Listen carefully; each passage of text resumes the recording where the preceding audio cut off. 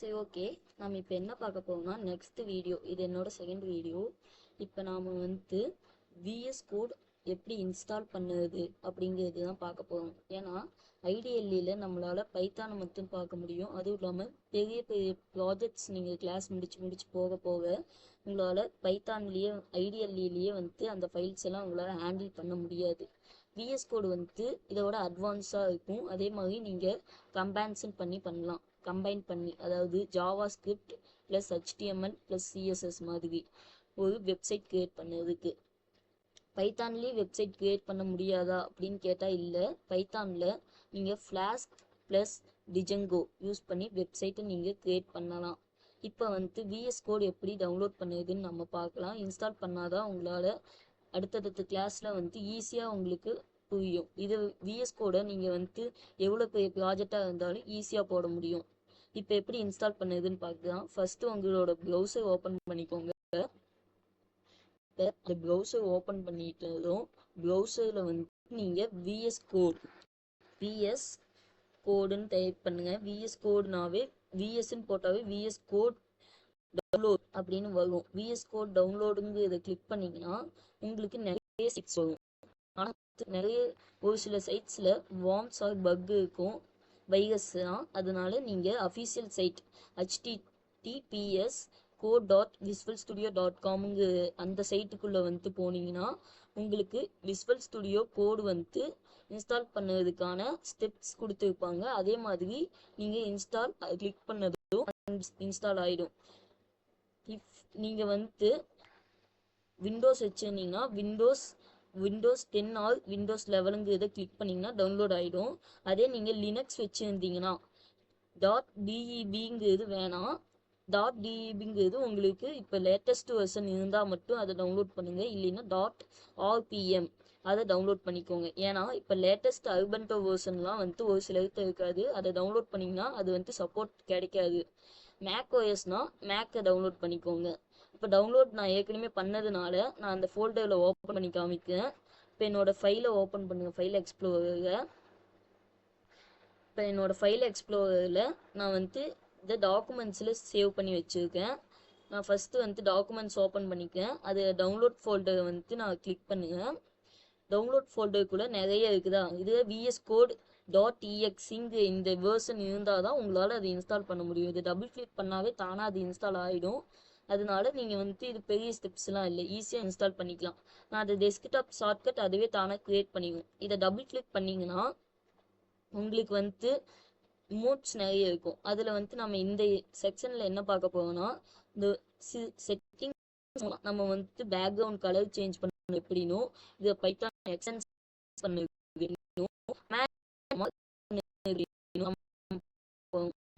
இந்த ஃபைலுங்க இந்த ஆப்ஷனை கிளிக் பண்ணீங்கன்னா உங்களுக்கு ஓப்பன் ஃபோல்டர்னு ஒரு ஆப்ஷன் இருக்கும்.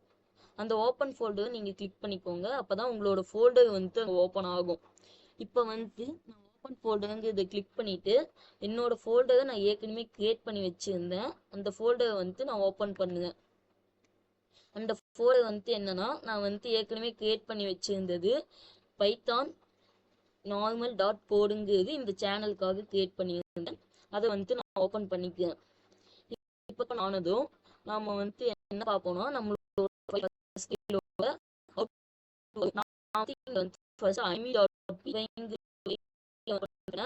இல்லை basics.py இதை ஓப்பன் பண்ணுங்க. இதை நீங்கள் எப்படி இத்திலோண்டு இருக்குதே நாங்கள் பார்க்க முடியலன்னு நினச்சிங்கன்னா Ctrl+ அழுத்துனீங்கன்னா zoom in, Ctrl- zoom out. இப்போ நெக்ஸ்ட் நீங்கள் என்னன்னா இப்போ நான் இதில் கிளாஸ் ஃபங்க்ஷன்.py பண்ணி இப்போ ஓப்பன் இருக்கேன்.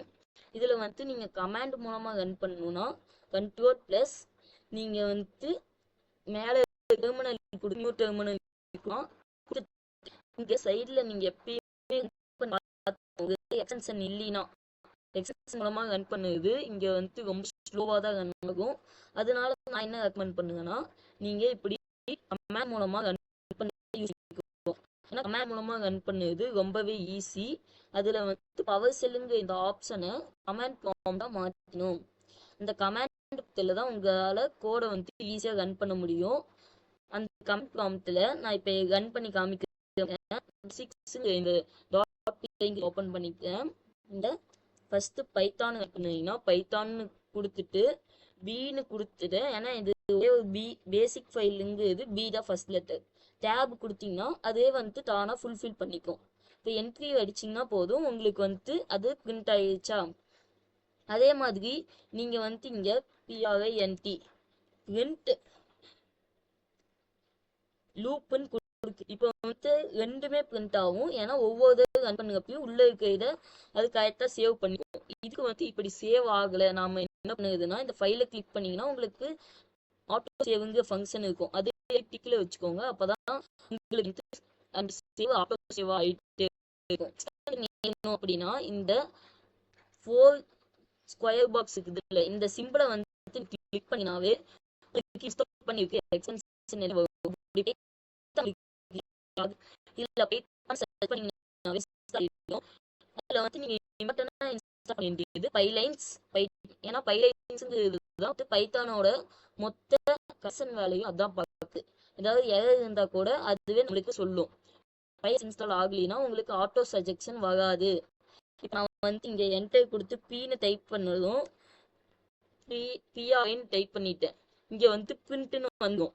அந்த மாதிரி வர்றதுக்கு இங்க பாருங்க, நான் இப்ப அனிமேல் இதை கிரியேட் பண்ணி என்டர் கொடுத்துட்டு டிஇஎஃப்னு டெஃப்னு கொடுக்கறதுக்கு முன்னாடியே நான் என்ன போட்டுருக்கணும் அதை காமிச்சிருச்சு. இந்த மாதிரி வரணும்னா நீங்க வந்து பைலைன்ஸ் டவுன்லோட் பண்ணிக்கணும். இப்ப பேக்ரவுண்டு நான் சேஞ்ச் பண்ணணும்னா இந்த செட்டிங் சிம்பிள் கிளிக் பண்ணிட்டு டீம்ஸுக்குள்ள கலர் டீம்னு இருக்கும். இந்த கலர் டீம் உங்களுக்கு நிறைய இருக்கும். அதுல லைட் ஐகான்ஸ்னா இது வந்து எல்லாம் யூஸ் பண்ணுறது அதிகமா. இதுல வந்து உங்களுக்கு பிரைட்னஸாகவும் இருக்கும், அதே மாதிரி எல்லாமே வந்து ஹைலைட்டாகவும் தெரியும் நம்மளுக்கு.